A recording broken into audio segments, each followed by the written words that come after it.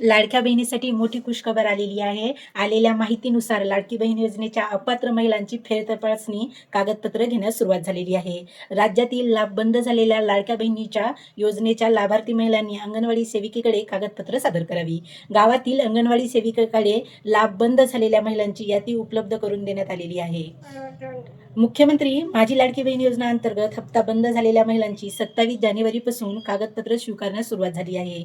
पात्रता तपासणी कशा पद्धतीने होणार आहे आणि त्यासाठी काय काय कागदपत्रे लागतील हे जाणून घेण्यासाठी मला फॉलो करा आणि नेक्स्ट व्हिडिओ बघायला विसरू नका आणि हा व्हिडिओ प्रत्येक गरजू लाडक्या बहिणींपर्यंत शेअर करा. धन्यवाद.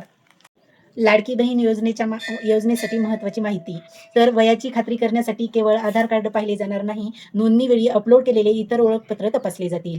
आधार कार्ड व इतर कागदपत्रातील जन्मतारखेत फरक आढळल्यास लाभार्थी अपात्र ठरेल. लाडकी बहीण योजना अर्ज छाननी प्रक्रियेत पुढील प्रमाणे पद्धत वापरली जाईल. तर डॉक्युमेंट व्हेरिफिकेशन, आधार कार्ड, जन्मतारीख पुरावा, राशन कार्ड इत्यादी कागदपत्राची पडताळणी होईल. डेटा मॅचिंग, तर ॲप आणि वेब पोर्टलवरील वयाच्या नोंदीची तुलना. कुटुंब तपासणी, राशन कार्डद्वारे कुटुंबातील लाभार्थ्यांची संख्या तपासणे. जुनी नोंद ग्राह्य, योजनेच्या सुरुवातीस असलेल्या कुटुंबातील महिलांची संख्या अति मानली जाईल. स्थलांतरित तपासणी, स्थलांतरित लाभार्थ्याची प्रत्यक्ष पडताळणी.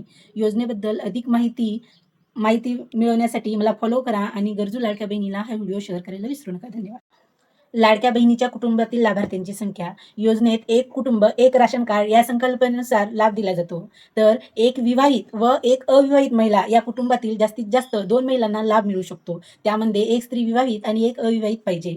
जर एकाच कुटुंबातील 2 विवाहित महिला किंवा 2 अविवाहित महिला लाभ घेत असतील तर त्यातील एक अपात्र ठरेल. उदाहरणार्थ सासू आणि सून दोघीही लाभ घेत असतील तर एकीला अपात्र ठरवले जाईल.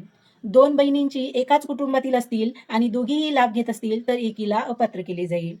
जर लाभार्थ्याने योजना सुरू झाल्यानंतर राशन कार्डात सदस्यांची नावे बदलली असतील तर जुन्या राशन कार्डानुसार कुटुंबातील महिलांची संख्या ग्राह्य धरल्या जाईल.